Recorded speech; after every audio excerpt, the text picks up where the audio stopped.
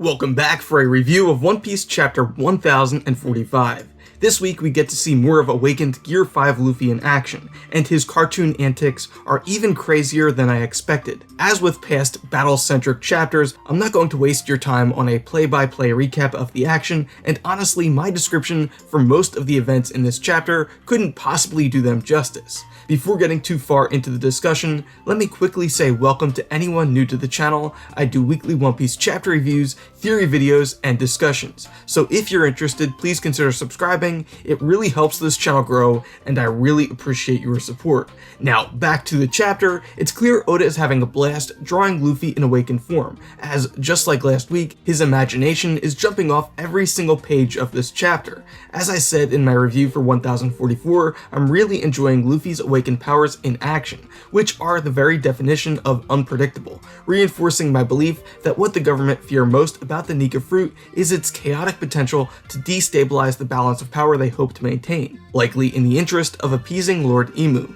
Certainly Luffy playing jump rope with Kaido wouldn't have been on my Wano prediction bingo card at the start of the Onigashima raid.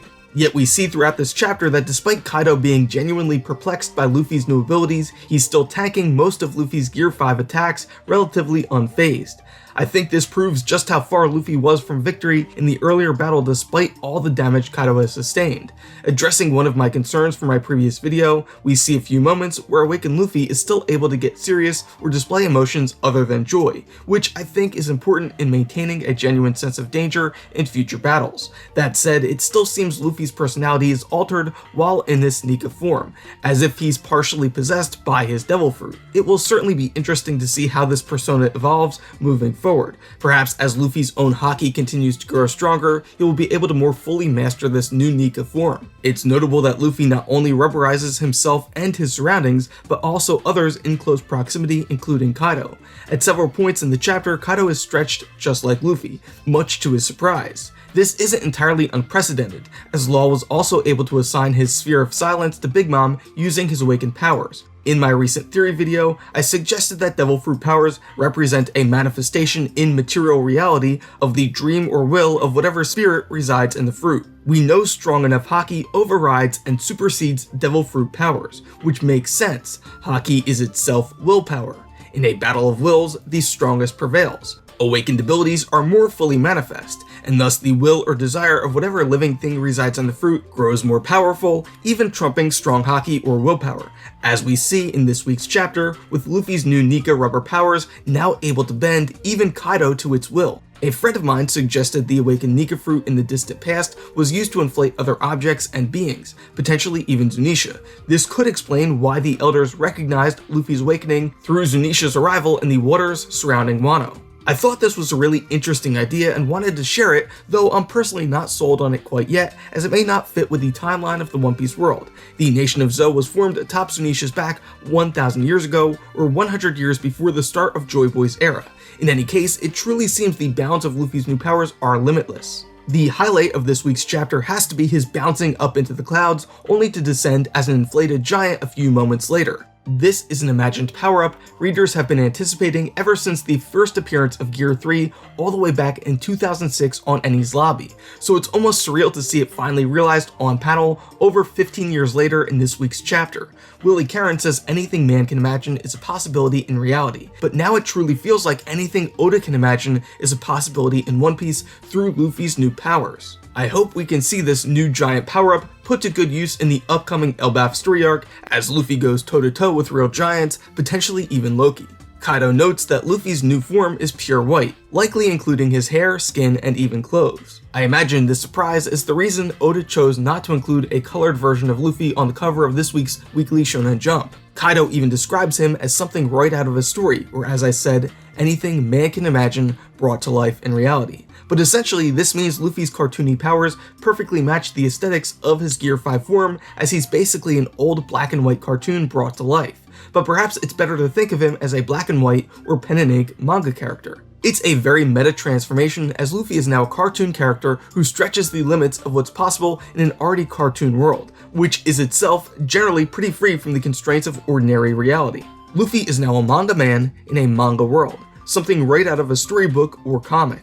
Yet despite Luffy's boundless optimism, we see Gear 5 is extremely taxing. Kaido says Luffy's new powers are remarkable, but correctly notes that he's still very nearly at his limit. Demonstrating this fact, for a brief moment Gear 5 is released, and when Luffy deflates, he almost completely collapses from sheer exhaustion.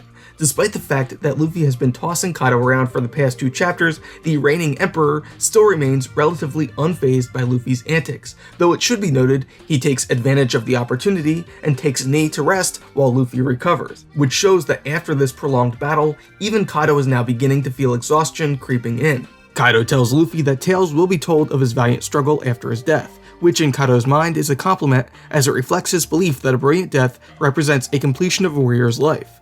I hope they remember you. Luffy counters by saying that doesn't matter, because once you're dead, all that's left are bones. This likely references the line from the song Bank Saki, "Doesn't matter who you are, someday you'll just be bones." Fittingly, the song's lyrics likely tell the funny traveling tale of Joy Boy's voyage, which in this context means Luffy doesn't care about something arbitrary or unimportant like the way he's remembered by others. It's how a person lives and the actual impact they have on the world that matters, not the manner in which they die or are remembered. After all, Joy Boy himself and the Forgotten Kingdom are not remembered by the world, yet they left behind an important legacy in the form of the Treasure One Piece and the true history. Luffy quickly recharges and reassumes his awakened state after ordering the drums of liberation beating through his heart to resume their rhythm, and the chapter ends with him telling Kaido he's having a blast despite how little strength he seems to have remaining. All this begs the question of whether the battle has truly entered its final phase or if another twist is still coming. It's here worth mentioning that Kaido is still putting up a very strong fight. Awakened Luffy really hasn't put Kaido on the ropes yet, despite the fact that he used him as a jump rope earlier in the chapter. Comparatively, Doflamingo was far more rattled by the advent of Gear 4 on Dressrosa. This suggests Kaido is still not outclassed even by Awakened Luffy's attacks, coded in both Conquer and Armament Haki. Luffy has leveled up 3 times over in this battle alone, yet is still struggling to remain on equal footing with the world's so-called strongest living creature. This is more or less in line with what I was expecting, as Law and Kid's awakened powers also failed to overpower Big Mom. Luffy's worst generation rivals were only able to achieve victory by strategically outmaneuvering Big Mom and taking advantage of the present high altitude situation to entirely remove her from the battlefield. Awakening is a power Luffy is only beginning to master, and as such, he still has plenty of room to refine these abilities in future battles beyond Wano. As I said in the 1044 discussion, I believe Luffy using this power to suddenly triumph over Kaido, the so-called King of Beasts, would represent a sort of deus ex machina, quite literally given Nika's name. It's important to remember that Luffy had invented his prior gears used to triumph over past opponents like Doflamingo, Katakuri, and Lucci before their climactic battles. Comparatively, Gear 5 is Luffy completely improvising. It's something he invented on the spot after suddenly awakening his Nika powers by surprise. All of which is to say, the tone of this chapter suggests that Luffy isn't going to simply keep punching until Kaido finally drops. Kaido's remaining confidence indicates Luffy's still going to need another boost to put him over the top.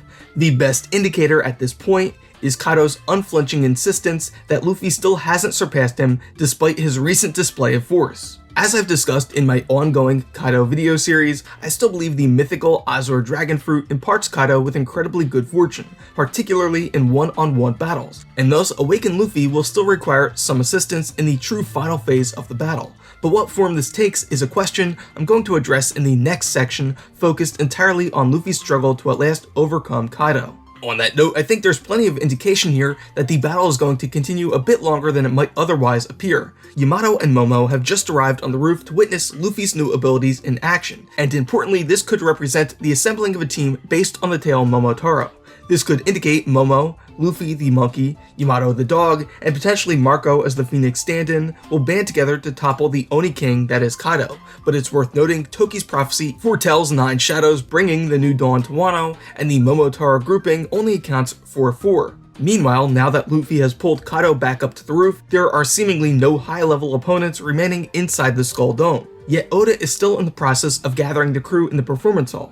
Typically, these Straw Hats are tasked with some final mission as Luffy settles the score with his opponent, which begs the question exactly what role these Straw Hats are going to play once regrouped. On Alabasta, they had to find the bomb Crocodile hid in the town square. On Enies Lobby, they held off the Buster Call fleet on the Bridge of Hesitation. On Thriller Bark, they fought Oars, and on Dressrosa, they held back the Birdcage long enough for Luffy to defeat Doflamingo. While these Straw Hats are near exhaustion, Oda rarely relegates them to mere bystanders at the end of a major battle, and as such, I can only imagine they're being gathered for a similar yet-to-be-revealed purpose on Onigashima. On that note, we saw Carrot and Nekomamushi rushing into the battle when Kaido first descended, and Zunisha says it's headed to Wano to fight by Momo's side, all of which suggests there must be something or someone left to fight when it finally arrives. All eyes are presently on Luffy, but I think the focus is going to shift back to Kaido in coming chapters. Oda has given us time to see Luffy flexing his new abilities, but Kaido is going to strike back with a vengeance. Well, I got a flash for you, Joy Boy. Party time is over. We still haven't learned about his backstory, and now that Yamato has returned to the roof, I think there's an opportunity to begin exploring his motivating desire to rule Wano through a dedicated flashback. It's worth mentioning that Kaido's previous battle with Yamato brought his most genuine and deep-rooted emotions bubbling to the surface. Importantly, Kaido seems to know quite a bit about awakening, as he correctly recognizes Luffy's powers belong to the mythical zone rather than Paramethea category. It's interesting then that Kaido hasn't awakened his own powers yet. Last week we learned that the Nika fruit has a will of its own, and that it may have even selected Luffy to be its host. Could the same then not be said about Kaido's mythical fish fruit, which came into his possession following the incident on God Valley? As I discussed in earlier videos, if my assertion about this proposed good fortune factor is correct, then ironically Kaido's devil fruit deprives him of that which he most desires, a brilliant death to capstone his life as a warrior. That is to say, the will of the fruit intervenes to save Kaido at the last moment, and perhaps being truly pushed by Luffy's new Nika powers will prompt Kaido to fully awaken. Perhaps hinting at Kaido's true final form, his teeth became razor sharp just before Bowler Hat intervened at the end of chapter 1042. It's notable that the full moon was still high in the sky last week when Nika arrived, suggesting there's still quite a bit of time left on the clock. Given the importance of the New Dawn metaphor, I can't imagine this battle ending until just before sunrise. On that topic, Luffy lists names of many of the friends and allies for whom he's still fighting, and curiously he lists Pedro. Some may take this as a hint Pedro survived his attack on Perospero, but I absolutely do not believe this to be the case. I know Oda is notorious for fake-out deaths, but over 150 chapters have passed since Pedro's expiration, and he was already living on borrowed time. His death was mourned multiple times over, and now that we see the aftermath on Whole Cake Island through the ongoing Vinsmoke cover story arc, there is no plausible way he would be anywhere near Wano at this point in time. Pell only appeared to be dead for a short time, and his survival was made clear before the Straw Hats even set sail from Alabasta. These Straw Hats themselves never heavily focused on the apparent deaths of characters like Pound and Pagaya. The closest comparisons to Pedro's death in the story are those of Yasui, Ace, and Whitebeard, none of which have been reversed. Oda has never reversed a death he so heavily used for dramatic purpose, and as mentioned, Pedro was already a dying man. All of which is to say, I absolutely do not anticipate him returning in the land of the living. So most likely, Luffy is simply listing off friends, both those still living and those like Pedro who gave their lives to help realize this new dawn. Luffy's now fighting for everyone as the warrior of liberation. I do think there's a possibility Luffy mentioning Pedro could be hinting at the importance of ghosts or spirits in the true final phase of the battle, if there is indeed truth to the idea that the veil separating the lands of living and dead thins on the night of the Fire Festival. Perhaps the paper lanterns ascending toward the heavens will be accompanied by real ghostly apparitions of some sort, providing some opportunity for guidance or emotional catharsis. I've suggested in the past that the final solution to the problem that is Kaido will be similar in nature to Luffy's nightmare transformation on Thriller Bark. Dream Luffy, as I like to call him, somehow carrying the will, spirits, or even shadows of the Akazaya samurai to at last fulfill Toki's prophecy and realize Odin's will by delivering the new dawn to Wano and opening its borders to the rest of the world. On that note, I half-jokingly suggested Luffy could wield a katana to deliver the finishing blow to Kaido, taking inspiration from Nightmare Luffy doing the same on Thriller Bark. But I'd here like to note that given his new ability to gigantify, it's not outside the realm of possibility Luffy could now draw the large blade which remains implanted in the bedrock at the entrance of Onigashima. So maybe this Chekhov sword will truly be used to strike down Kaido. And so I'm going to end this week's chapter review with that perhaps crazy prediction.